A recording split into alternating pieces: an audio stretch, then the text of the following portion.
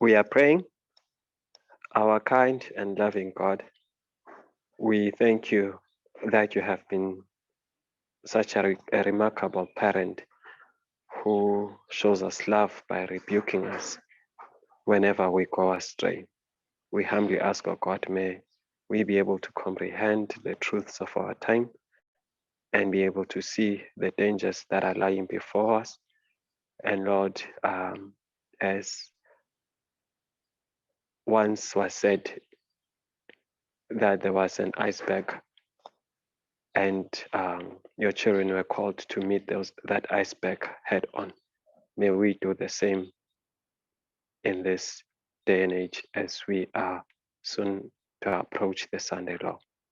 May glory be to your name and may your will be done as our will's been surrendered to your will. Glory and honor be to you now and forevermore. In Jesus' name, thank you, God. Amen.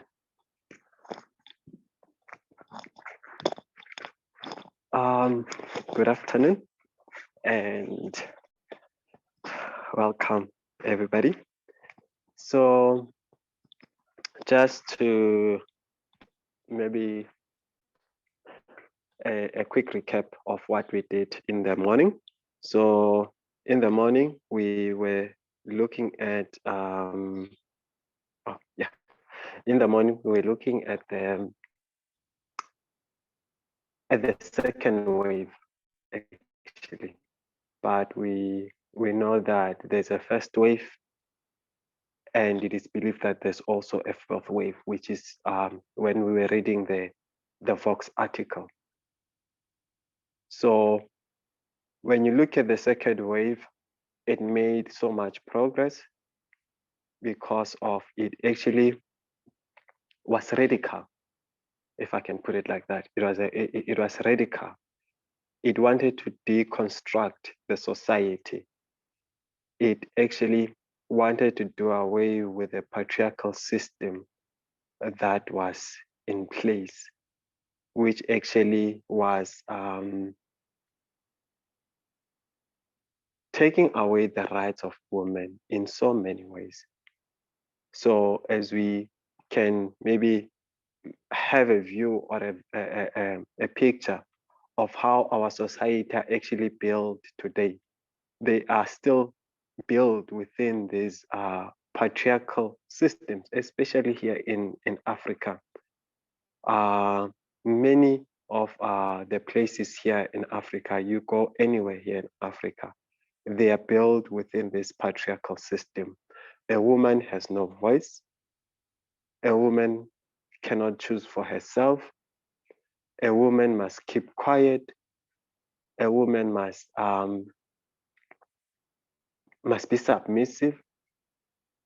Decisions have been made for her in terms of her body, in terms of what she wants to wear. We can go on and on and on. And the second wave, what it managed to achieve then, we are seeing that we are still fighting I would say the same battle. And now the problem is we see a reversal of some of the progress that has been made. And maybe one that I highlighted earlier was the one of the abortion right.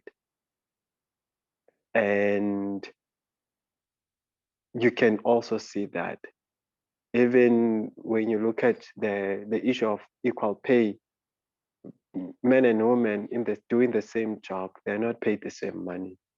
Women are still under representation in many sectors of government, and there is constant growth of sexism towards women. They are being name called. They're just brought to the lowest, I don't know, the lowest point of humanity. They are treated as subhuman. So that's one thing that we can be able to glean from what we did in the morning. The progress that was made by the second wave. But the the fourth wave, or the current feminism, as we say that, actually when we look at the Sunday law, the second wave is actually the feminism actually is actually failing. And the reason it's actually failing, it is going back when you are looking at when the second wave was nearing its end, that they began to throw away, they began to shun away from what actually radical feminist was actually standing up for. We know that there's divisions within feminism, the second wave feminists. So we know that we take the stand of radical feminists. We are not taking the liberal, we are not taking the cultural feminist. So some people were interviewed in 1882, as we're reading from that Vox article, and what they were responding by, what they were saying, that they were not feminist because of what will the next door neighbor or the man next door say if she, as a woman, identifies with feminism. She will be considered to be a lesbian. So back then, when you look at the time, then you would think of how women, lesbians, actually were treated, and how they were actually seen as people who are, are are doing something that is not even supposed to be done. So, and there are many things. And the other thing was, the other one that commented is that she said, women, the second wave feminists, actually, they were women who are not happy. Some women are not happy, and they are actually hating men. So that's why she could not identify as a feminist. So when you look at those stands, even in 1982, and we see that how people even then missed the point that actually radical feminist was actually highlighting, which is the uprooting of patriarchy, because that's the whole point. We need to they needed to understand the point of uprooting patriarchy from the society, but they wanted to hold on to that patriarchy. And how actually also then in that time you see under the Reagan administration, or within the era of Reagan, what they began to do, they began to paint a picture, an ugly picture of women, and they did that to paint these women who were actually fighting for their rights in an ugly way, so that the society or the people who are actually observing or looking at them, they see them as as animals, as inhumane, as not having humor, as all those names that actually they were calling them. So they painted a picture, and they painted this picture, and the people, they fell for the picture that was actually painted of these women who were actually fighting for their rights, because it is their right. For the mere fact that they are human beings, they have those rights. So that's what we managed to look at in the morning. So what we are going to be looking at this. Okay, but before I get there, let me ask: is there anybody who wants to ask a question? I know there was somebody who said I must just repeat something, and the point that I was saying under the people who were actually more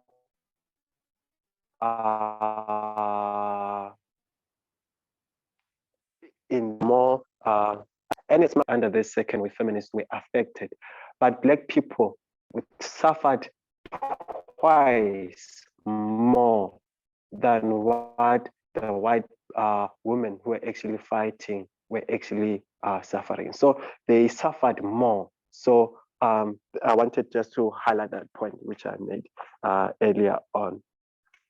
So any contribution, Dee? Yes, I just wanted to add that, to give a perspective, and it is that we should never forget the fact that gender inequality is the most tragic curse that ever afflicted humanity.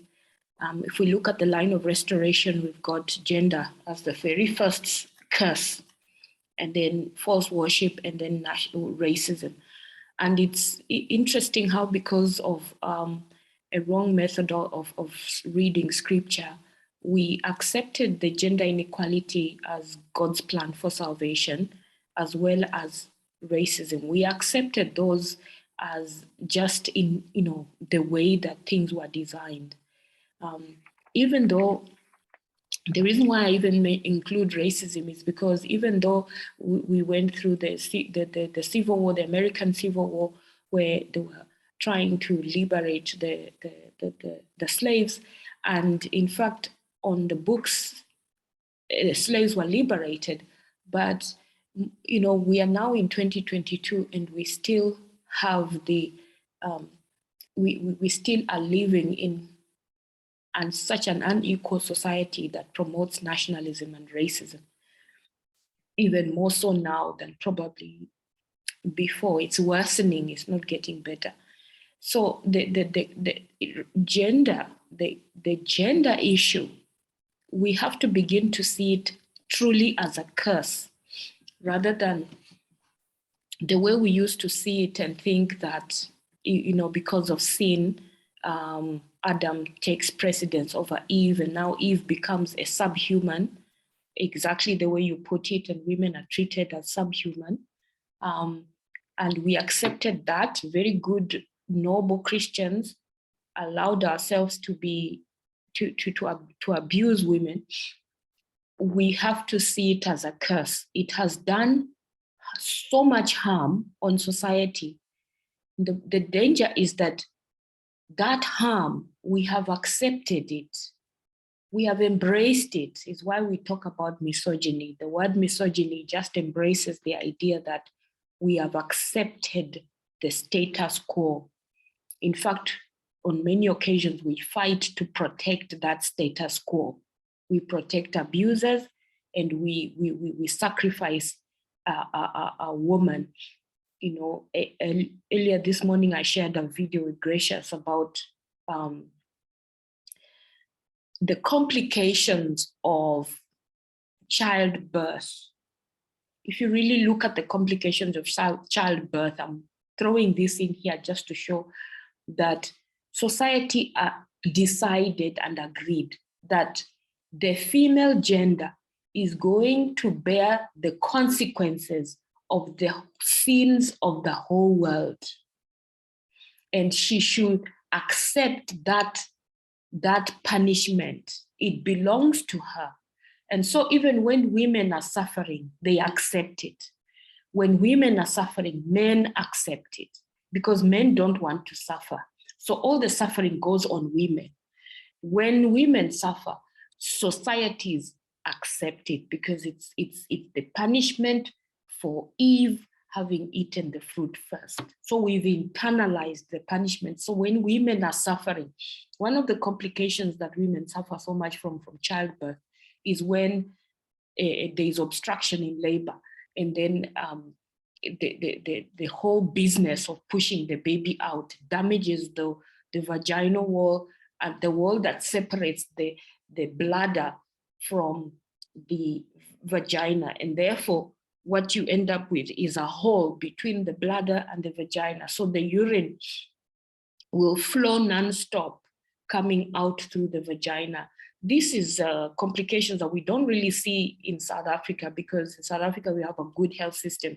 A woman is not allowed to go into labor for more than 12 hours. There's interventions with cesarean sections and stuff.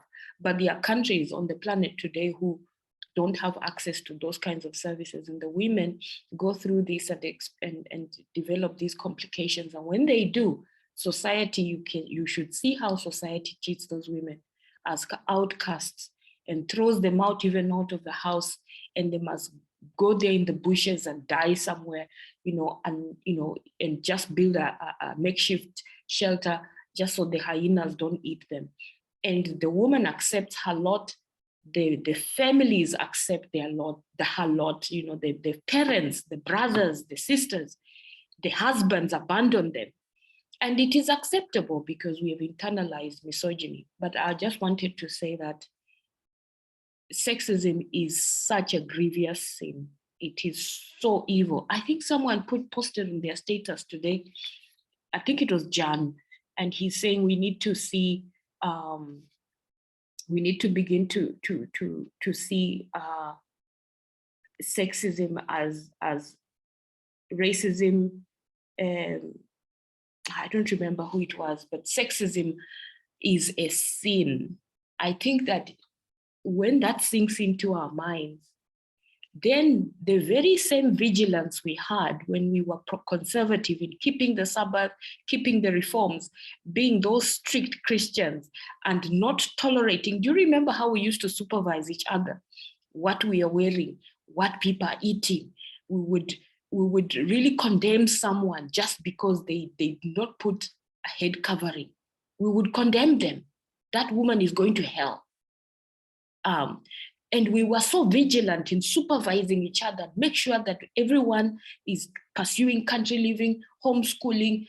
The skirts had to be certain inches from the ankles, measuring all these strict things. All that strictness, we now must bring it and apply it to what? Sexism.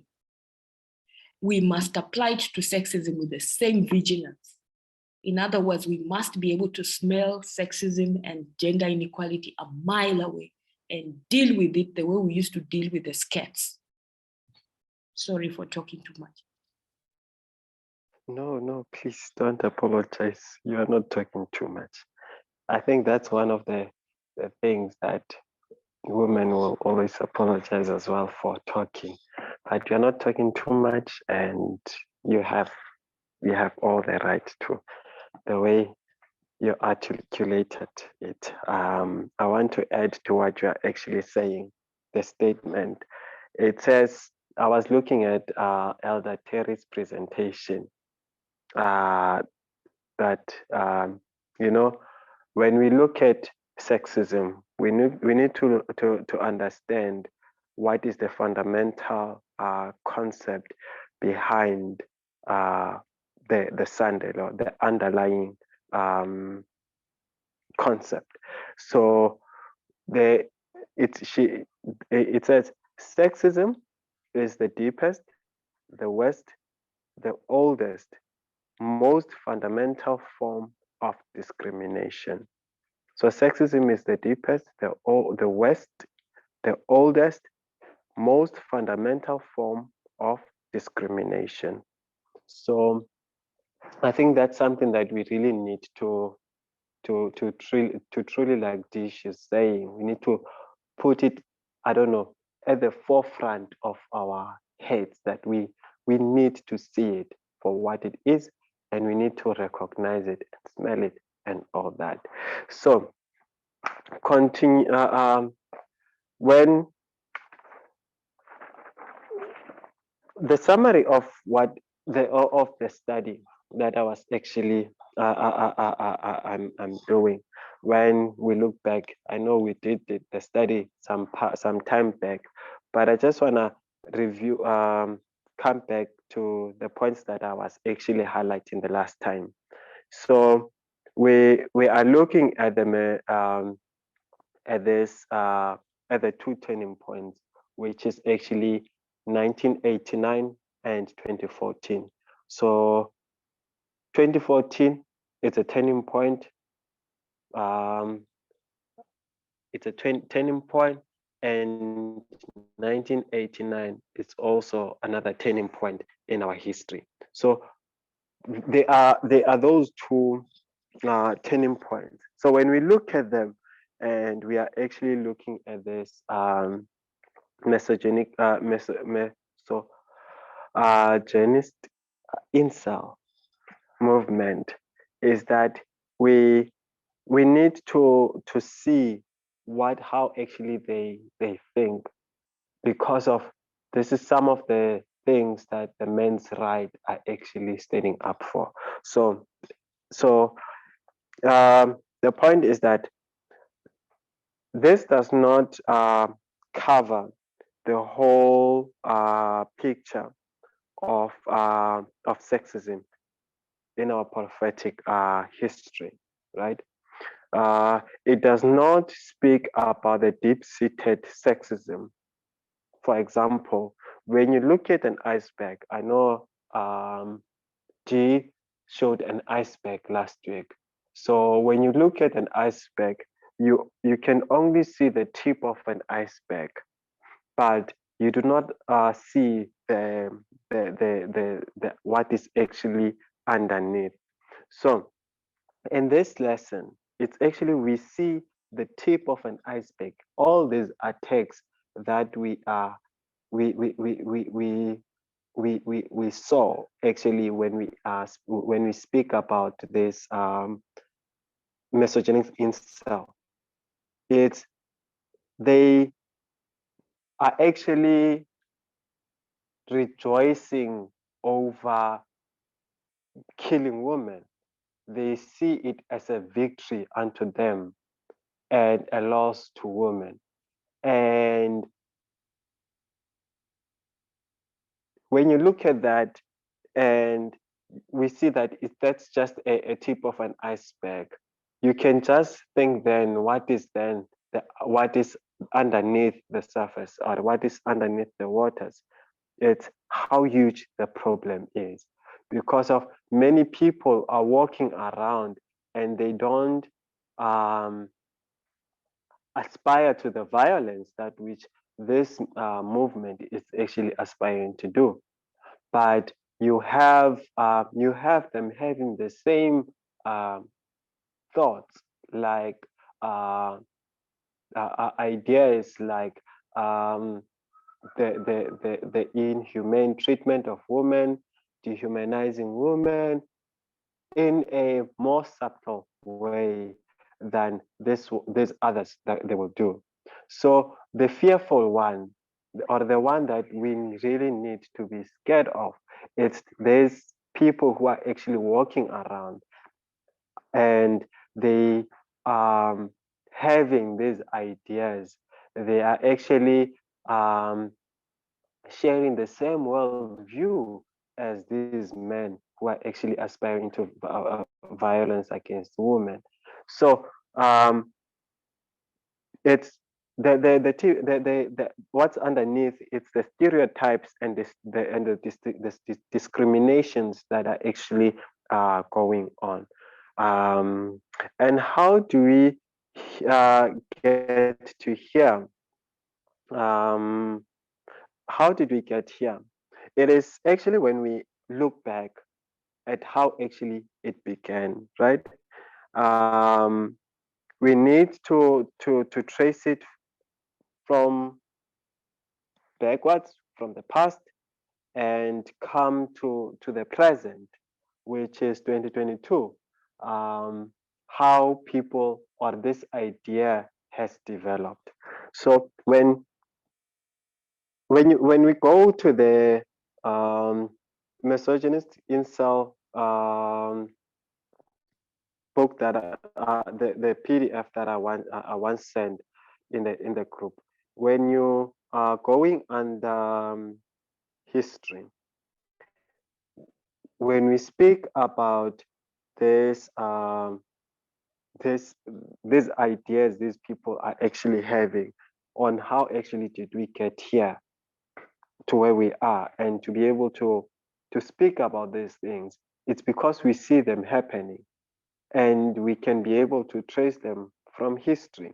So when we read uh, the title says history, it says as as the women's right movement undermined the patriarchal status quo in the 1970s, the seed for new ideologies and movements aiming to aiming to reinstate men's dominance were planted in the United States and Canada. So that's under the second wave feminism. So when the second wave feminism was um, busy, there were new seeds now that were planted, right? New ideologies and new movements began to emerge. And the purpose of this movement or these movements was to reinstate men's dominance, where, especially in the United States and in Canada. But it's something that it's happening globally. But because of feminism was so much, the movement was was pushed or was actually active in the United States, and yeah, it was actually in the United States. We see now the rise of these new ideologies and new movements aiming to reinstate this patriarchal system or the man's dominance. So when we read on, it says this included new secular misogynist ideologies like the men's right movement, which denies the existence of patriarchy and presents men, not women, as the true victims of sexism and discrimination. The so-called seduction industry developed an enterprise to sell seminars and media promising to teach men how to seduce or pick up women, leading this man being called pickup artists, the PUAs. So mark the point that it led to what? It led to secular misogynist ideologies, and one of them was men's right movement, the MRM. So we are going to come back to this men's right movement. I don't know where's my marker.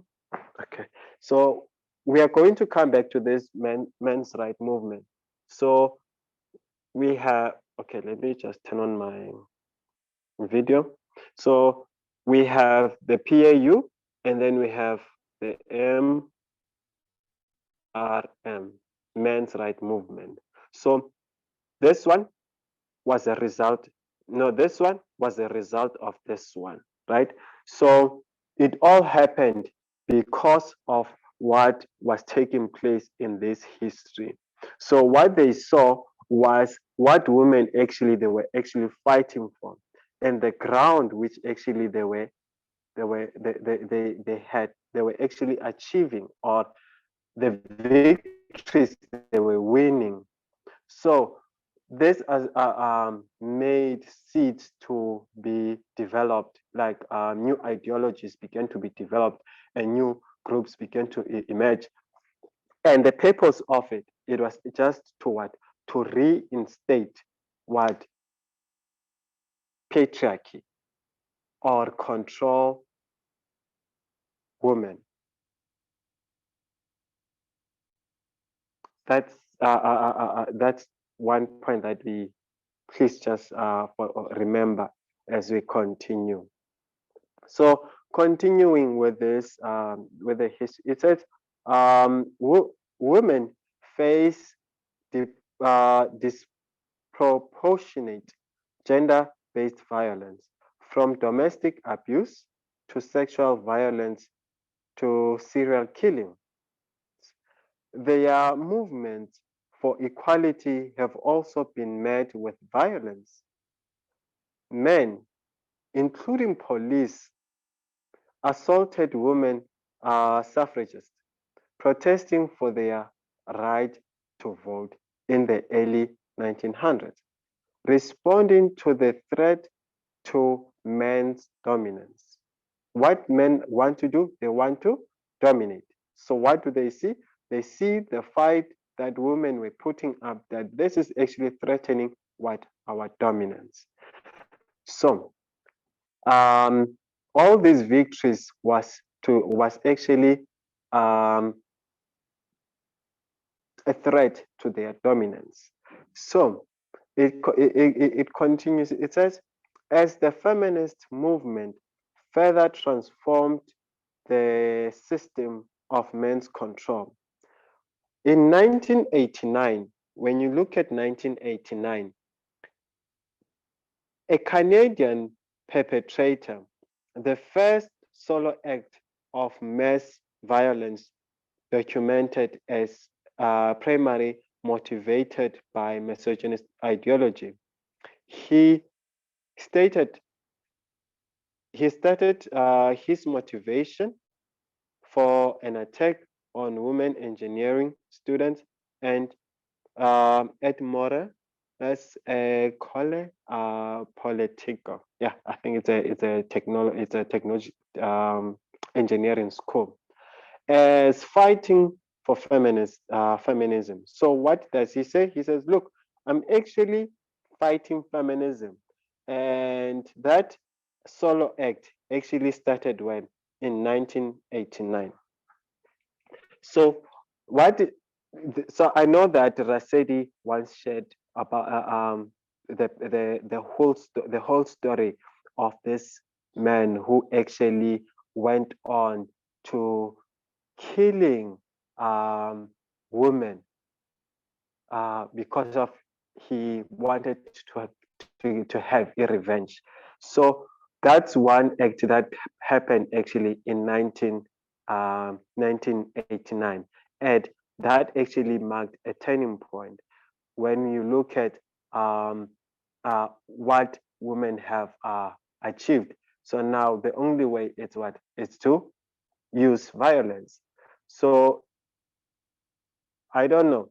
Um, when I was raised up to share this, but when I was growing up, the only way that I can show my dominance to my peers or to the people who were actually within my same age group, it was the use of force. Like if you are the one who's the most powerful or who can beat them all, you become the leader of that group. You see, so it actually happens with even many other groups that you find in any place, that the person who will be actually the leader will be somebody who will be the dominant one, or who will be who's actually dominating the group. So um, that's what they tend to violence because of they want to dominate women. And another turning point, which is 2014. So when you go back to the introduction of that misogynistic incel PDF, it says in Santa Barbara, California, in May 2014, a 22-year-old perpetrated the first attack connected to the Incel community, a group of people who identify as involuntary celibate due to a claimed inability to find sexual or romantic partners. He set out to kill women at the sorority, but was unable to gain entrance, attacking passerby instead. At the time, most coverage mistakenly identified the perpetrator as a failed pickup artist due to his activity in an online forum oriented towards men dissatisfied with the industry that promised to teach them how to seduce women. For years after the attack, there was no substantial media attention to the incel community. Yet, over the same time period, the manifesto and videos produced by the Santa Barbara attacker influenced the development of a movement of misogynist incel men shaped around entitlement to sex and dehumanization of women. And then in 2018, an attack in Toronto perpetrated by a self-identified incel man running over and killing 10 people with a van drew widespread attention from North America media to the incel community for the first time. This attack was followed 6 months later, meaning in October. I think it's October. In October, by a misogynist attack on a yoga class in Tesla's flat by a man who had previously compared himself to the Santa Barbara perpetrator. So this actually drew much attention as they saw what was actually happening. So the media, first of all, with this act of in 2014, they just brushed it off, and another attack happened then in 2018, and that now began to draw much attention to the media. But what we can point out is that this act that took place here in 2014, it did not happen in a vacuum.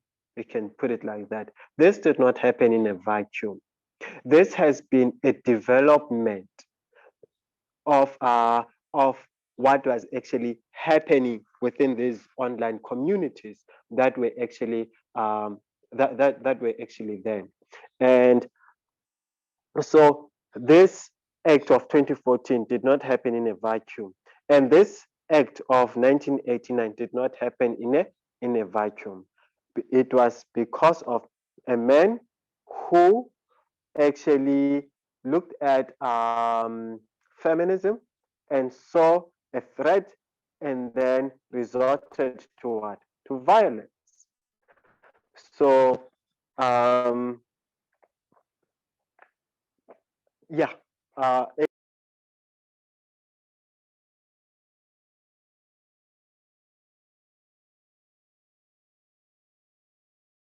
Any question? Are we following?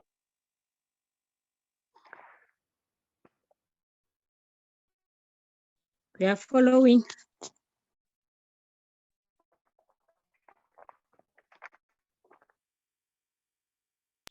Extent that appearing online.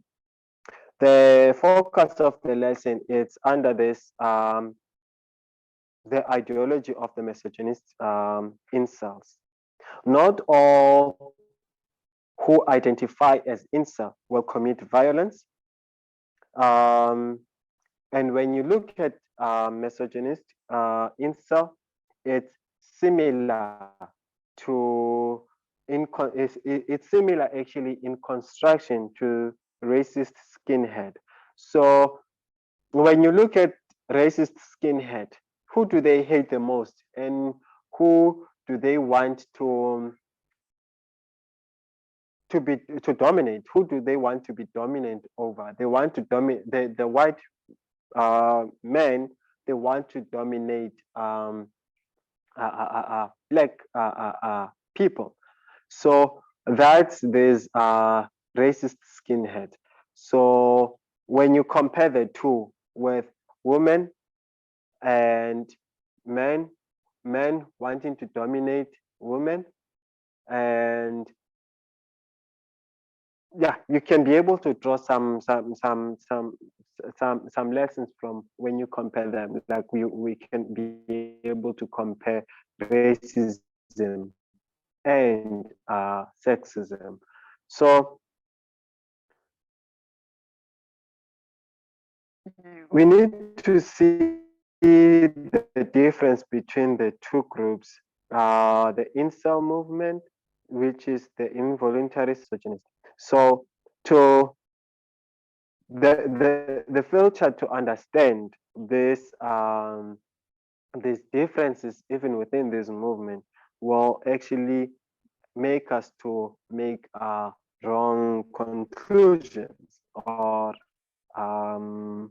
misunderstand the nature of this community and the violence that they can be able to commit. So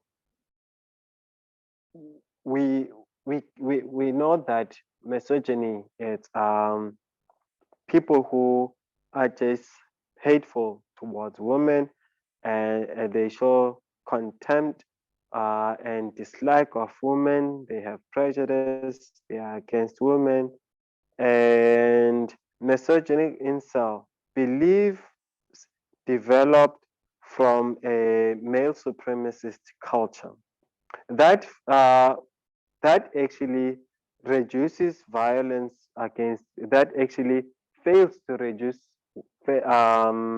violence against women. So when you look at male supremacist culture is that men needs to be superior and women needs to be submissive. And this measuring incel, it's actually built within that male supremacist culture. And what it teaches men today is that they have they need to control women, like they are entitled to satisfy their bodies without consent of the woman. They can treat women as objects. They can um, use them for their sexual pleasure. So it's that idea that when you look at a woman, she's nothing. You can take that. You can take her and do what you want. She's a woman. She's seen as a what? As a tool to be used by this movement. So when you look at um, what Dee was saying, we need to understand that this is the most deepest sin, and is the worst sin, and it has been there for 6,000 years, for more than 6,000 years. It has been there from the time of Adam blaming Eve for for their fall. So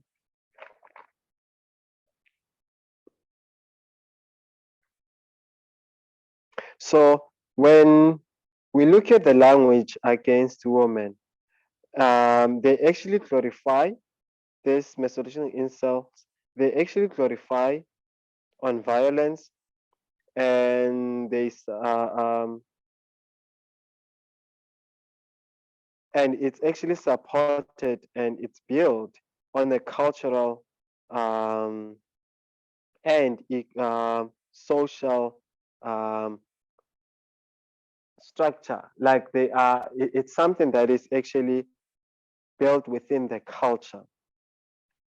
And when we look at that in context, we can see that it has been a culture that has been there, and um,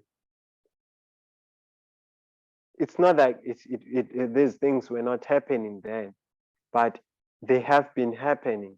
But now, because of they are being spoken about more frequently, then it catches our attention.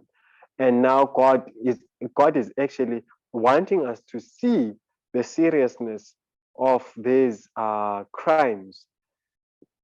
And it does not mean that God all this time he liked what was happening, but as a child, as we are his children, he deals with us progressively. Even when you look at how he has removed, or he has dealt with the sin of racism, the sin of the issue of worship, and the issue of sexism. So he is actually teaching us progressively to see the seriousness of what it takes to actually enter heaven, because no sin will enter heaven. So a point to mark is that this male supremacist movement, they have this ideology, and when you look at this ideology they have, the platform they are actually using that is most effective, it's the online communities that have been created as we see the rise of the internet. So when we look at the rise of internet, that actually allowed new platforms for a breeding space where this can actually take place. Like before, it will be just within the community, but now it's also now happening online. And online, I can be here in South Africa and be talking to somebody who's in Canada, and I can share my ideas and influence the person in Canada, and the person who is in Canada can share his ideas and influence me, and then we have the spread of these ideas that in a very more in a very quick way. Tato, there's a hand. Oh, sorry. Yes. Who's the hand? Who raised the hand?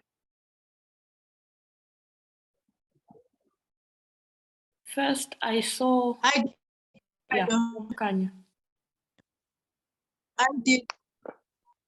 I just wanted to understand what you're saying. In saying these misogynistic insults, one actually abuse women that it's just an idea, or all of it just sounded like abuse to me. So can you just clarify that point for me? Okay. These misogynistic incels, they are having this ideology that which they are spreading around. So the ideology is to glorify um, the abuse of women, if I can put it like that. It is to glorify in violence towards women. So we have like what has taken place. You have several events that took place. Like you have your 1989, and the 1989 this man who actually went to attack women in an engineering school, he was influenced by an ideology, a male supremacist ideology, and that's a misogynistic incel ideology. And when you look at 2014, the same thing actually took place here. This young man who was actually 22 years, he was influenced actually by this ideology. And even when you look at Toronto, you look at October 20 in the yoga class attack as well. So it's actually the violence. It's not decreasing. Instead, as the ideology it's spread around, more people, they like this one of 2014, the Santa Barbara attacker. When you read through this PDF, they actually state that this guy, when we look upon him with horror and see him as a person who's actually um, who has done such an inhumane thing, the people who are actually within his community, remember the online communities that they have built, like okay, let me explain it by saying this as I continue to explain it. So when you look at how this incel community started, it was not a misogynistic incel before, but in 1993, it was actually started. It started in Canada, and this incel or this woman who started this, she she actually was a lesbian, but she by that time in 1993 she did not identify as a lesbian. So she opened this group online, and that's where she began to share her story of how she's actually feeling, on how actually she has been lacking sex and all those things. You see, so she started this incel community from the perspective of people who are actually sharing just what they are going through, right? And you would have people who are shy, who cannot get partners, people who would be ridiculed probably at schools, and they will not be having partners. Like you have those kind of bullying, and the only place where these people find refuge would be in this online community where they can be able to talk about what they go through, the pains they go through. That's how it actually started, this incel community. So what happened is, when you look at starting from when she stopped in 2000, she stopped being active in this group, and she handed the platform to a stranger. But what happened is that this group was now hijacked, if I can use that way, was hijacked by men who are now sharing their discontent towards women, who are sharing their grievances, like women, they are now denying us this, they are denying us our rights. You see, once that actually began to develop to be this misogynistic incel movement. But one thing that I said is that this not all people who identify as involuntary celibate are actually actually misogynistic within this misogynistic groups, but they are different groups within these incels.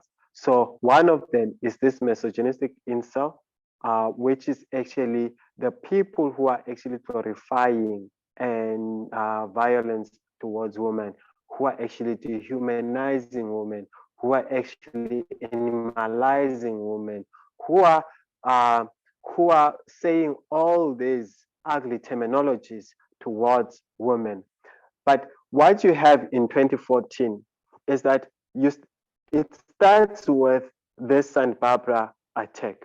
And this person who actually gets to commit this crime, this like you have, just going back a little bit, you have groups like your 4chan, where ideologies are actually shared, um, um, like yeah, ideologies that are shared, like the male supremacist ideologies, and men, they are actually uh, pushing these agendas they have of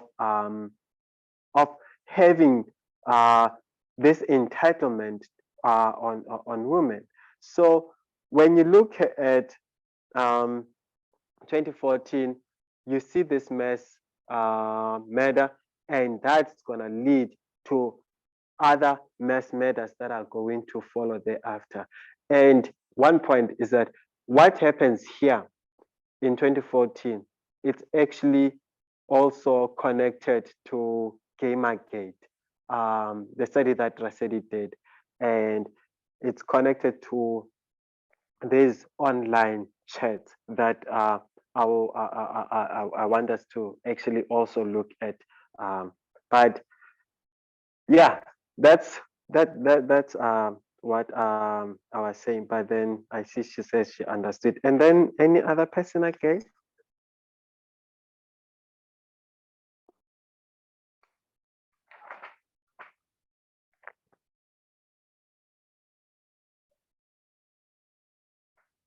Okay, so I want to leave it here, and I want to leave it with this point, saying that in 1989 we mark that actually we have the World Wide Web, right? And we see the rise of the internet, the usage of the internet in this history, right? So one thing that I want us to look at maybe next time when I'll be teaching is these online communities that actually were developed.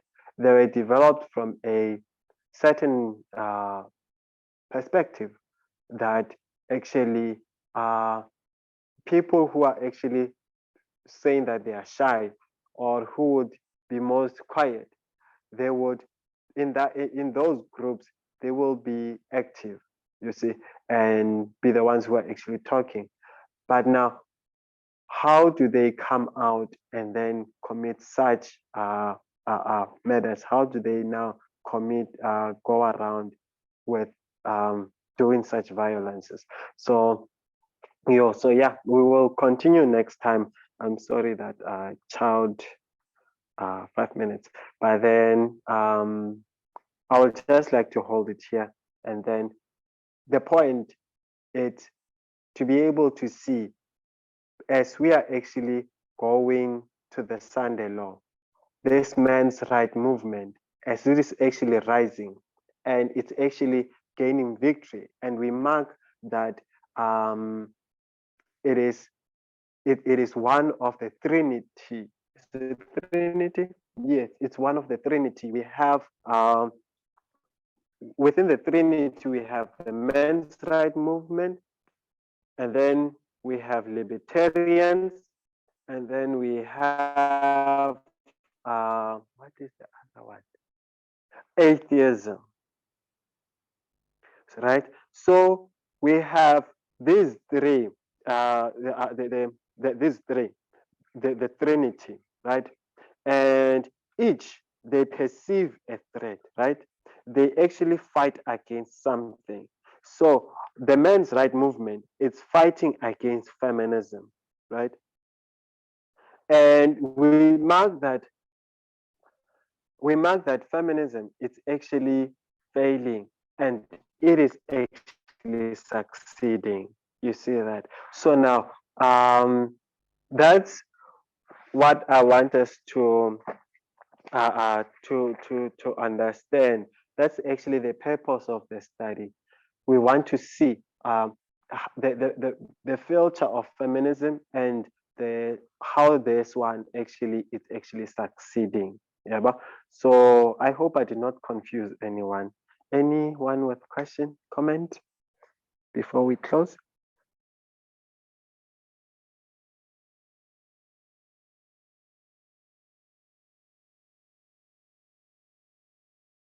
Please, if you have any questions, please send them through to me, and then please and I would like to clarify where I may have maybe said something wrong. But okay, anyway, let's close with a word of prayer.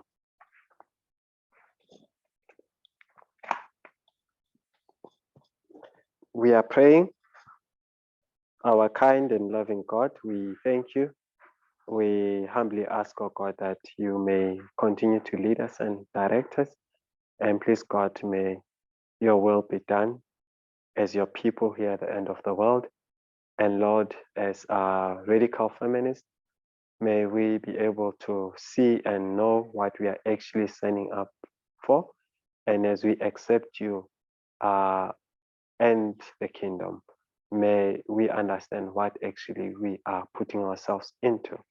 The work that is laying before us, oh Lord, may you please prepare us for it. For we ask all this in Jesus' name, amen.